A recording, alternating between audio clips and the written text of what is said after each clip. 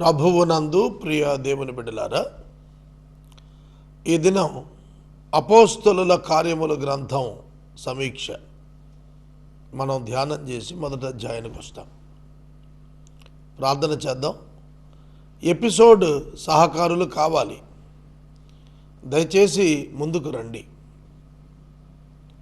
Oxygen sponsors కావాలి, ప్రభు ఇచ్చేట్లు ప్రార్థించండి. తలలు వంచండి. మమ్మలను మిక్కిలిగా ప్రేమిస్తున్న మా తండ్రి, వందనాలు, స్తోత్రాలు. నేటి వాక్యము చేత మాతో మాట్లాడండి. మా రక్షక, మమ్మను దర్శించండి. అపోస్తలుల కార్యముల గ్రంథం ప్రారంభిస్తున్నాం. మీ కృపనివ్వండి, సహాయం ఇవ్వండి. 4 సువార్తలు ముగించాం.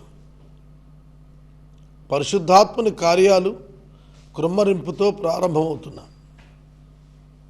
బైబిలు ధ్యానము సహాయం చేయమని అడుగుతున్నాం. ఆర్థిక కృపనివ్వండి, ప్రతి అవసరం తీర్చండి. యేసు ప్రభువు ద్వారా ప్రార్థిస్తున్నాం తండ్రి, ఆమెన్. ప్రియమైన దేవుని బిడ్డలారా, 4 సువార్తలు మనము ధ్యానం చేయటానికి ప్రభువు సహాయం చేశారు. ఈ 4 సువార్తలు విన్నటువంటి వారందరూ కూడా ధన్యులు. చాలా విస్తృతంగా మనము సువార్తల ధ్యానము చేశాము. అపోస్తల కార్యముల గ్రంథము పరిశుద్ధ బైబిల్ గ్రంథంలో 44వ పుస్తకంగా మనకు కనిపిస్తుంది. 39 పుస్తకాలు ఓల్డ్ టెస్టిమెంట్, 4 సువార్తలు 43. ఇది 44వ పుస్తకం. న్యూ టెస్టిమెంట్లో 5th బుక్, టోటల్ బైబిల్లో 44th బుక్. దీనిలో 28 చాప్టర్స్ ఉన్నాయి, 28 అధ్యాయాలు. 28 అధ్యాయాల్లో 1007 వచనాలు ఉన్నాయి. 1007 వచనాలు ఉన్నాయి. 24,250 పదములు ఆంగ్ల బైబిల్, 24,250 పదాలు, 75 ప్రశ్నలు, 21 పాత నిబంధన ప్రవచనాలు. గుర్తించారా? 75 ప్రశ్నలు, 21 పాత నిబంధన ప్రవచనాలు. వీటిలో నెరవేరిన ఉన్నవి, నెరవేరవలసిన ప్రవచనాలు కూడా ఉన్నాయి. ఈ గ్రంథం యొక్క రచయిత లూకా భక్తుడు. లూకా బైబిల్లో 2 పుస్తకాలు రాశాడు. ఒకటి లూకా సువార్త, 2 అపోస్తలుల కార్యములు. యేసుక్రీస్తు ప్రభు మరణం తరువాత రోమా ప్రభుత్వం నుండి యూదులకు విడుదలొచ్చిన కొత్త ప్రారంభంలో యేసు యొక్క జీవితాన్ని గురించి చరిత్రలుగా ప్రజలు చెప్పుకోవటాన్ని విన్నటువంటి లూకా ఒక వైద్యుడు, ఏ ఫిజిషియన్, డాక్టర్, ఇన్వెస్టిగేటివ్ రిపోర్ట్ తయారు చేశాడు. He went to all the places where Jesus lived, where he conducted the miracles and signs. సూచక క్రియలు, అద్భుతాలు చేసిన ప్రతి స్థలానికి వెళ్ళి ఐ విట్నెస్ని మాట్లాడాడు. లూకా సువార్త థియోఫిలా అనేటువంటి ఆయనకి రాశాడు. కాబట్టి థియోఫిలాకు రాశాడు కాబట్టి రోమా ఒక పట్టణంగా ఆవిర్భవించి స్థాపించబడినప్పుడు ఇది రాశాడనాలి.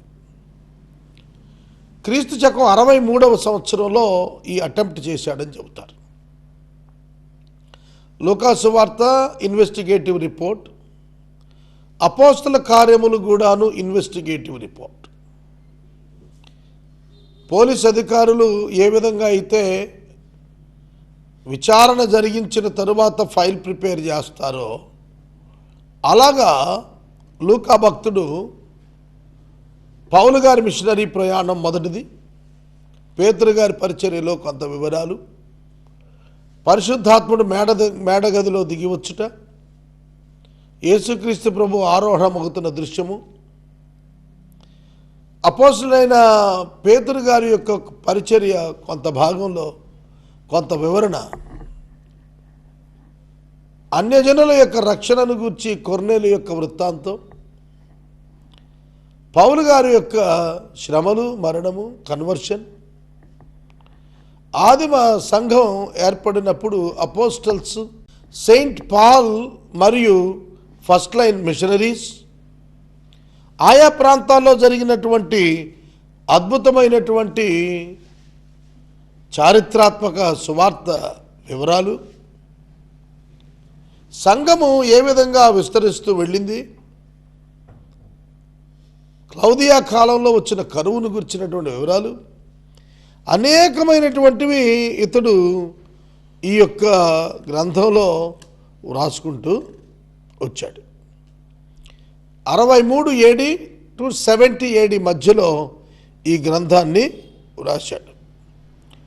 కొంతమంది ఇంకా ముందే రాశారు అని అంటారు, ఎందుకంటే 70 సంవత్సరంలో యెరూషలేమును టైటస్ రోమన్ గవర్నర్ పడగొట్టాడు. ఆ కారణం చేత ఇంకా ముందుగానే ఈ పుస్తకం రాశారని చెబుతారు. చాలా ప్రాముఖ్యమైనటువంటి సాక్షులను విచారించిన తర్వాత మాత్రమే ఈ గ్రంథాన్ని రాశాడు. పేతురు పరిచర్య మొదటి 12 అధ్యాయాల్లో, తర్వాత మిగిలిన వారి యొక్క అపోస్తుల యొక్క చరిత్రలు కనపడవు, మళ్ళీ పాల్ గారి యొక్క పరిచర్య కనపడుతుంది. 13 నుండి 28 అధ్యాయాల్లో స్టెఫెను గురించి 6-7 అధ్యాయాలు, ఫిలిప్పుని గురించి 8వ అధ్యాయం, బర్నబాబు గురించి 11, 13, 14 అధ్యాయాలు, మరియు కొర్నేలుని గురించి 10వ అధ్యాయం, పౌలు గారు మాసిదోనియా పర్యటన గురించి 16వ అధ్యాయం, 17వ అధ్యాయం. ఈ విధంగా మనం చూస్తున్నప్పుడు అనేకమైనటువంటి విశేషమైనటువంటి పాల్ గారి యొక్క మొదటి, 2వ, 3వ మరియు యెరూషలేములో పట్టబడి కైసరియలో చెరకాలం, రోమాలో ఖైదీ, ఇవన్నీ కూడా రాయబడ్డాయి. మొదటి మిషనరీ ప్రయాణం 13, 14 అధ్యాయాలు, సున్నతిని గురించిన వాదం 15వ అధ్యాయం, రెండో మిషనరీ ప్రయాణం 15 నుంచి 18 అధ్యాయాలు, మూడో మిషనరీ 18 నుంచి 21 అధ్యాయాలు ప్రయాణం గురించి. పౌలు చెరలో ఉన్నాడు 21 నుండి 28 వరకు. అందులో యెరూషలేం పట్టబడుట, కైసరయలో చెరకాలమున సంఘటనలు, రోమాలో ఖైదీగా రోమాకు పోవటం, ఇవి ఈ యొక్క అధ్యాయంలో కవర్ చేసినటువంటి చారిత్రాత్మక అంశాలు. ఇక మనము అపోస్తుల కార్యముల గ్రంథంలో ప్రధానంగా చూస్తాం పరిశుద్ధాత్మ దేవుని యొక్క క్రొమ్మరింపు మరియు ఆయన కార్యాలు. అందుకే ఈ గ్రంథాన్ని అపోస్తుల కార్యములు అని మాత్రమే కాదు, పరిశుద్ధాత్మ కార్యములు అని కూడా పిలుస్తారు. పరిశుద్ధాత్మ కార్యాలు అని కూడా పిలుస్తారు ఈ గ్రంథాన్ని. కనుక ఇది చాలా ప్రాముఖ్యమైనది. ఈ గ్రంథం ప్రారంభం యోహాను సువార్త ముగింపుతో కనెక్ట్ చేస్తాడు. అంటే యేసుక్రీస్తు ప్రభువు యొక్క ఆరోహణంతో ఈ గ్రంథాన్ని ప్రారంభించాడు. అంటే wear the gospels were stopped, ఎక్కడ సువార్తలు ఆగాయో అక్కడి నుండి ఎత్తుకొని రాసుకుంటూ వచ్చాడు. ఇక పౌలు గారు రాసినటువంటి 13 పత్రికల్లో ఇక వరుస పెట్టి రోమా పత్రిక, కొరింథీ పత్రిక, గలతీ పత్రిక, కొలసీ పత్రిక, హెబ్రీ పత్రిక, ఇలా పత్రికలు కనిపిస్తాయి, సాధారణ పత్రికలు. ఈ విధంగా మనకు బైబిల్ అంతా కూడా సులువుగా అర్థం చేసుకోవడానికి వీలు కలుగుతుంది. సహోదరుడా, సహోదరి, అపోస్తలుల కార్యముల గ్రంథం మన వినికిడిలో 28 అధ్యాయాలు, 1007 వచనాలు మనం పూర్తి చేయాలి అని అంటే దీర్ఘకాలమే పడుతుంది. ఇవాళ మనం తారీఖు మనకు 8వ తారీఖు ప్రారంభిస్తున్న అపోస్తల కార్యముల గ్రంథం ఎప్పటికి ముగుస్తుందో చూడాలి. ఈ 4 సువార్తలు కూడా మనము ప్రారంభించి ముగించుకోవటానికి మనకు పట్టినటువంటి కాలము నేను మీ ముందు గత దినం ఉంచాను, మరొకసారి చెబుతున్నాను. 2016 ఏప్రిల్ 3 ప్రారంభించాం. ఇది 2017 నవంబర్ 7, అంటే 1 సంవత్సరము సుమారుగా 7 మాసాలు పట్టింది. 4 సువార్తలు చెప్పడానికి 19 మాసాలు తీసుకున్నాం. మనం 19 మాసాల్లో మనం 4 సువార్తలు పూర్తి చేసాం. ఇంకా మనకు 22 పుస్తకాలు ఉన్నాయి, 23 పుస్తకాలు ఉన్నాయి క్రొత్త నిబంధనలో పూర్తి చేయాల్సినవి. 17 సంవత్సరాలుగా సిటీ కేబుల్లో, ఏసీటీలో నేను చేసిన కార్యక్రమం ఒక్కసారి మూసేయటంతో వాళ్ళు మనం మరలా ఇటు వచ్చాం, హెవెన్లోకి వచ్చాం. ఇందులో కంటిన్యూ అవుతున్నాం. నేను ముందే అనౌన్స్ చేశాను, పేమెంట్ ఛానల్స్ నాకు 6 ఛానల్స్ ఉన్నాయి, 6 ఎపిసోడ్స్ ఉన్నాయి. ఈ 6 ఎపిసోడ్స్ రన్ చేయడానికి ఆక్సిజన్ స్పాన్సర్ కావాలని అడిగాను. ప్రభు ఇవ్వాలి. 10th నేను ఒక ఛానల్కి 50,000, ఇంకో ఛానల్కు 30,000 కట్టాలి. చాలా ఆర్థికంగా ఇబ్బందిగా ఉంది. ప్రభు చిత్తాన్ని బట్టే కొనసాగిస్తాం, ఇది మాత్రం వాస్తవం. కనుక అపోస్తల కార్యముల గ్రంథానికి ప్రతిరోజు కూడా సహకారి కావాలి, ఇది మీరు ప్రార్థించాలి.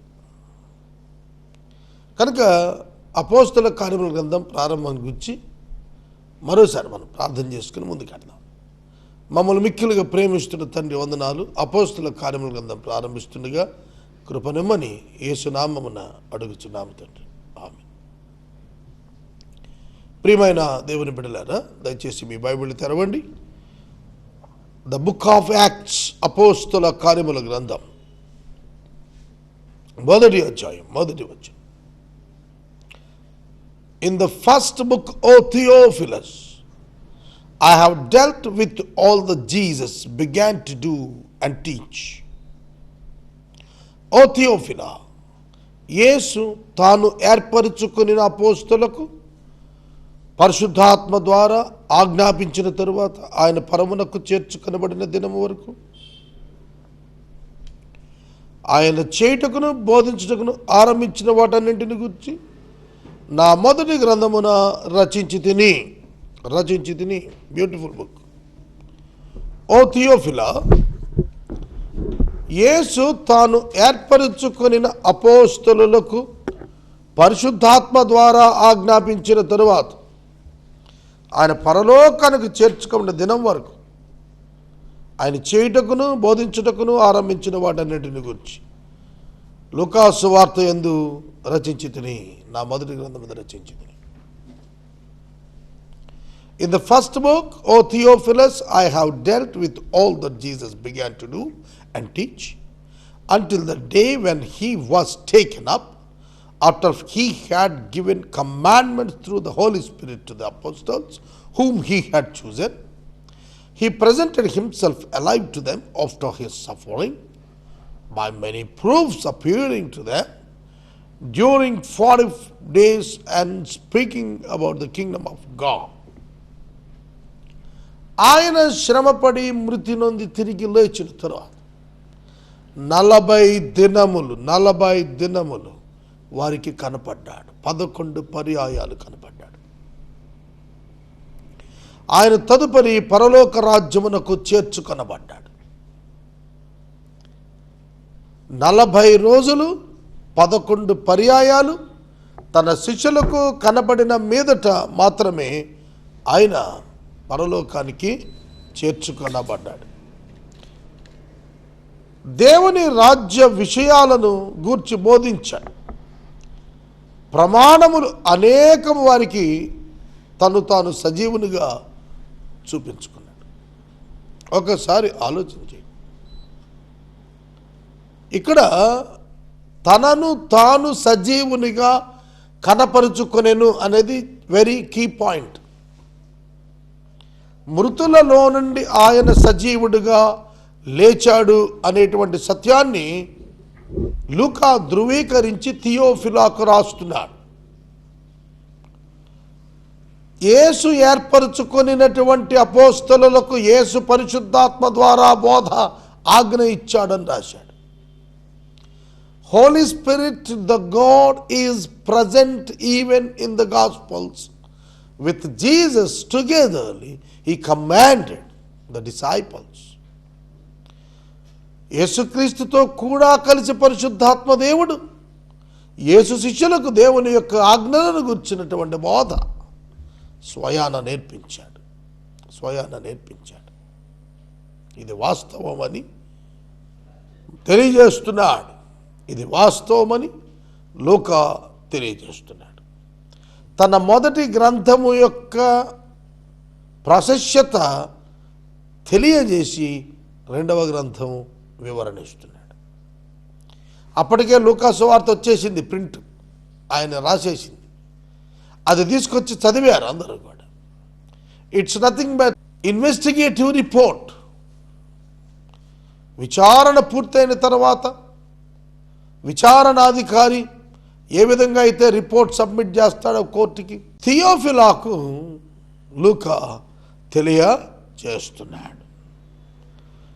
యేసుక్రీస్తు ప్రభు 40 దినాలు కనపడ్డాడు. మేడగదిలోనికి వాళ్ళు వెళ్ళి ప్రార్థన ప్రారంభించిన 10 దినాలకు పరిశుద్ధాత్మ దేవుడు పెంటెకోస్తు దినాన ఆయన మేడగదిలో ఉన్న 120 మంది మీద ఆయన బలమైనటువంటి శక్తితో దిగి వచ్చారు. అది సంఘము యొక్క ప్రథమ వర్షం, తొలకరివాన. It is not the fulfilment of the prophecy of Joel. యోవేలు యొక్క ప్రవచనము యొక్క నెరవేర్పు కాదు, నెరవేర్పు యొక్క ప్రారంభం. యోవేలు యొక్క పరిచర్యలో ప్రారంభం, యోవేలు యొక్క పరిచర్య 1000 ఏండ్ల పాలనలో సాగుతుంది. యోవేలేమన్నాడు? అంచె దినములలో నా ఆత్మను మనుషులందరి మీద కుమ్మరిస్తాను. మనుషులందరి మీద ఆత్మ కుమ్మరింపు కేవలము 1000 year రీఎన్మెంట్లోనే సాధ్యం. కనుక దేవుని యొక్క ప్రణాళికను గురించి పరిశుద్ధాత్మ దేవుడు ముందస్తుగానే తన భక్తులకు వివరించుకుంటూ వచ్చాడు. దేవుని రాజ్య విషయాలను గురించి యేసు బోధించాడు. ప్రమాణములు అనేకాన్ని చూపించాడు. తన్ను తాను సజీవునిగా నిరూపించుకున్నాడు వారి మధ్యన. యేసు మృతులలో లేడని, సమాధి తెరవబడిందని, ఆయన మృత్యుంజయుడైనాడని, మరియు ఆయన మహిమ శరీరముతో వారి మధ్య 40 రోజులు తిరుగాడాడని, 11 ప్రత్యక్షతలు ఇచ్చాడని, ఆ తర్వాత మేఘముల మీద ఆయన కొనిపోబడి పరలోకంలోను తండ్రి కుడి పార్శ్వాన్ని ఆశీనుడై ఉన్నాడని దేవుని యొక్క వాక్యం చెబుతోంది. ఆయన వారిని కలుసుకుని ఇలా ఆజ్ఞాపించను, మీరు యెరూషలేములో నుండి వెళ్ళక నా వలన వినిన తండ్రి యొక్క వాగ్దానం కొరకు కనిపెట్టండి. యోహాను నీళ్ల చేత బాప్తిస్మం ఇచ్చను గాని కొద్ది దినములలోగా మీరు బాప్తిస్మము పరిశుద్ధాత్మలో పొందెదరు అని చెప్పాను. నీటి బాప్తిస్మము కంటికి కనబడుతుంది. పరిశుద్ధాత్మ బాప్తిస్మము భౌతికంగా కంటికి కనపడదు, కానీ వారి జీవన విధానం ద్వారా తెలుస్తుంది. అదే చెప్పాడు, అదే చెబుతున్నాడు. నేను మీకు నీటిలో బాప్తిస్మం ఇచ్చాను, యోహాను మీకు నీళ్లలో బాప్తిస్మం ఇచ్చాడు, కానీ మీరు పరిశుద్ధాత్మలో బాప్తిస్మం పొందుతారన్నాడు ప్రభు వాళ్ళతో చెబుతున్న చివరి సందేశం యొక్క వివరం ఇక్కడ రాస్తున్నాడు. కాబట్టి వారు కూడి వచ్చినప్పుడు, ప్రభువా ఈ కాలమందు ఇశ్రాయేలుకు రాజ్యం మరలా అనుగ్రహిస్తావు అని అడుగ్గా ఆయన కాలాలు సమయాలు తండ్రి తన స్వాధీనం అందించుకున్నాడు. వాడిని తెలుసుకుంటే మీ పని కాదు. అయినను పరిశుద్ధాత్మ మీ మీదకి వచ్చినప్పుడు మీరు శక్తి నొందెదరు గనుక మీరు యెరూషలేములోను యూదయ సమరయ దేశాలంతటను భూదిగంతాల వరకు నాకు సాక్షులై ఉంటారని వారితో చెప్పాడు.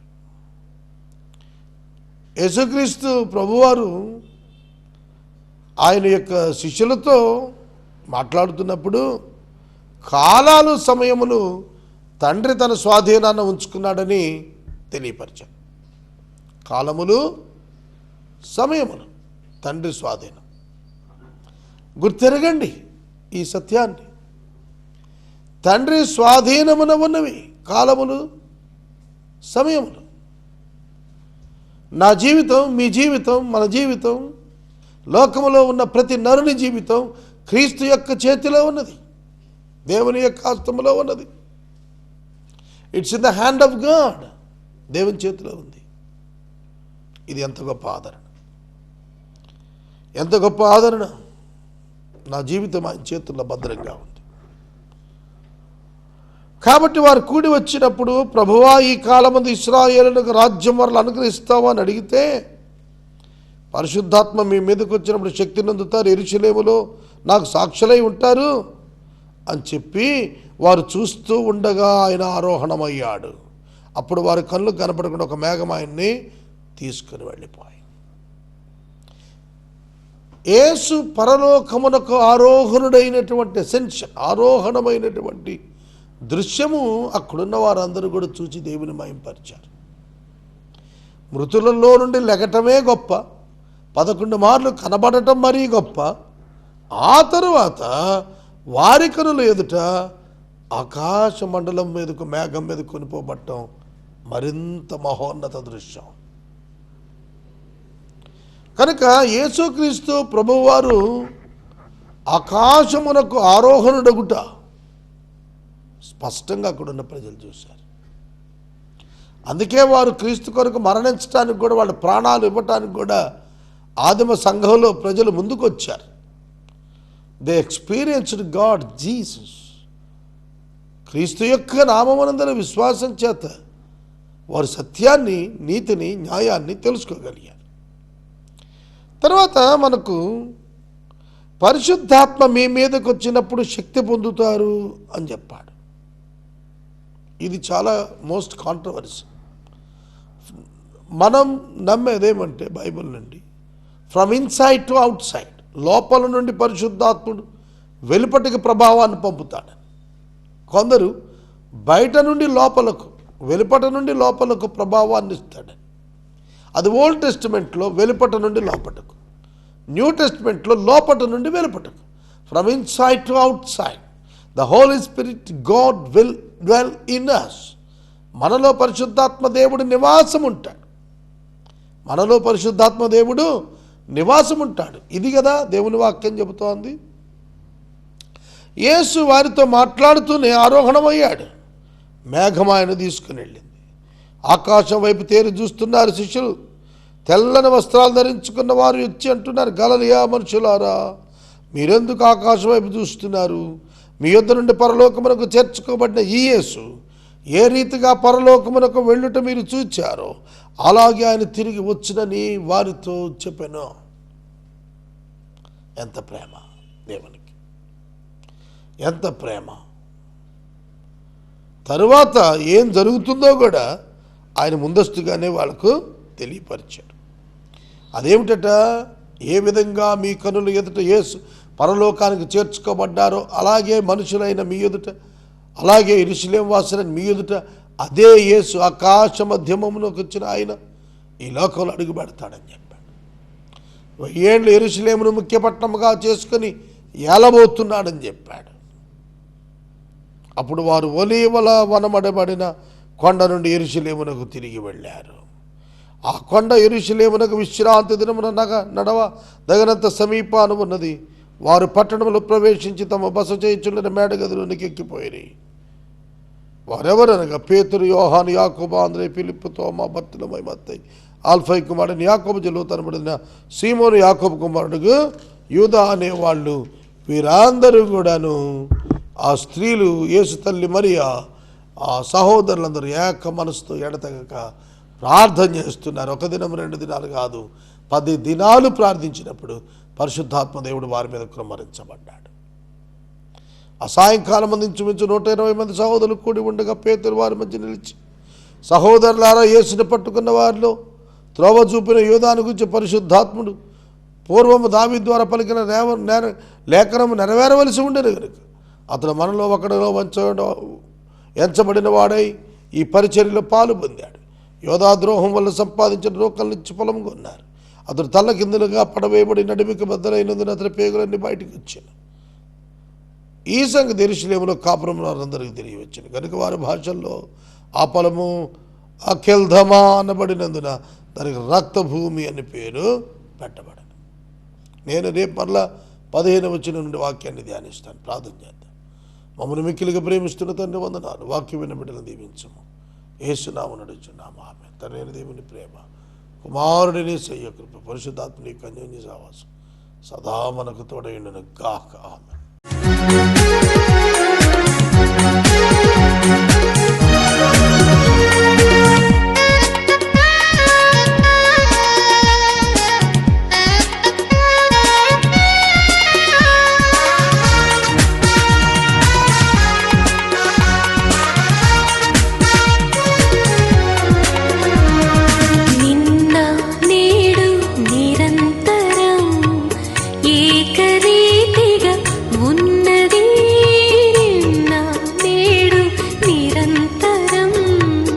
ఏక